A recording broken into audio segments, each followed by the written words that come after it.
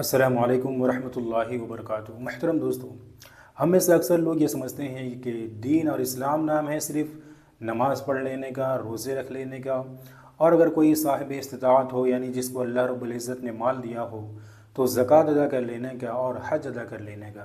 اس کے علاوہ ہم دین کو ضروری نہیں سمجھتے یا دین کا حصہ نہیں سمجھتے۔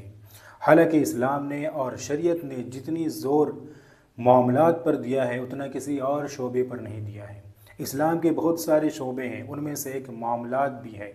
معاملات یعنی ایک دوسرے کے ساتھ کس طریقے کا معاملات ہونا چاہیے، ایک دوسرے کے ساتھ ویوہار کس طریقے سے ہونا چاہیے۔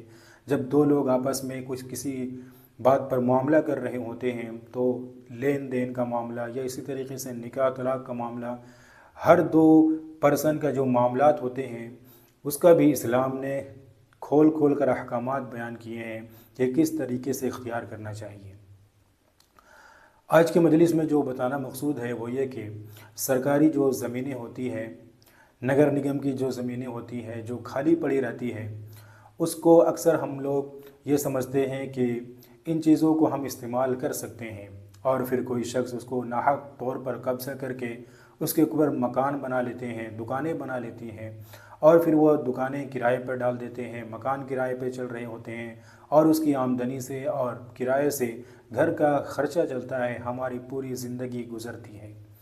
خوب یاد رکھیں، جس طریقے سے کسی ایک صاحب کے حق کا ناحق استعمال کرنا اور قبضہ کر لینا گناہ ہے، ٹھیک اسی طریقے سے عام پبلک کی پراپرٹی کا بھی ناحق استعمال کرنا اتنا ہی بڑا گناہ ہے۔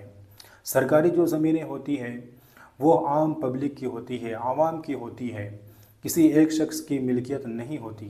لہٰذا جب کسی آپ سرکاری زمین پر قبضہ کر لیتے ہیں تو گویا کہ آپ پوری عوام کی پراپرٹی پر قبضہ کر لیے ہیں۔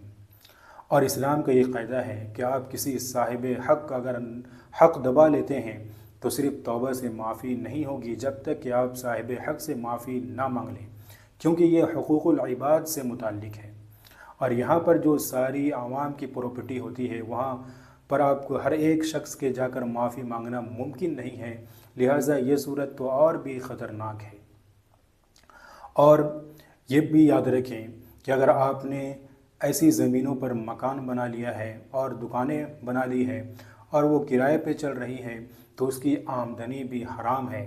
علماء کرام یہاں تک بیان فرماتے ہیں کہ اگر آپ ایسی بے جا قبضہ زمینوں پر مکان اور دکان بنا کر کرائے پہ لگائے ہوئے ہیں تو اس کی پوری آمدنی کو صدقہ کر دینا ضروری ہے، یا سرکاری مملکت میں جمع کرنا وہ ساری پونجی آپ کے لیے ضروری ہے، اس کا استعمال ناجائز اور حرام ہے۔ کتنی بڑی بات ہے۔ لہٰذا کہنے کا مقصد یہ ہے کہ سرکاری جو زمینیں ہوتی ہیں وہ پوری عوام کی ملکیت میں ہوتی ہے اور پورے عوام کا حق ہوتا ہے، اور ان کے حق کو اپنے ذاتی استعمال میں لانا یہ سراسر اسلام میں جائز نہیں ہے۔ اس کے متعلق ایک حدیث آپ کو سناتا ہوں۔ اللہ کے رسول صلی اللہ علیہ وسلم نے ارشاد فرمایا کہ جو شخص کسی صاحب حق کا ناحق طور پر قبضہ کر لیتا ہے کوئی زمین وغیرہ، تو اللہ رب العزت قیامت کے دن اس شخص کے گلے پر ایک آگ کا گولا پہنائیں گے، توق پہنائیں گے، جس کی وجہ سے اس کا پورا گلا کٹ جائے گا۔ تو اتنی بڑی سخت وعیدیں ہیں، لہٰذا ہمیں چاہیے کہ ان چیزوں پر دھیان دیں اور ان چیزوں کو اسلام کا حصہ سمجھیں، اور یہ نہ سمجھیں کہ یہ صرف دنیاوی معاملات ہیں۔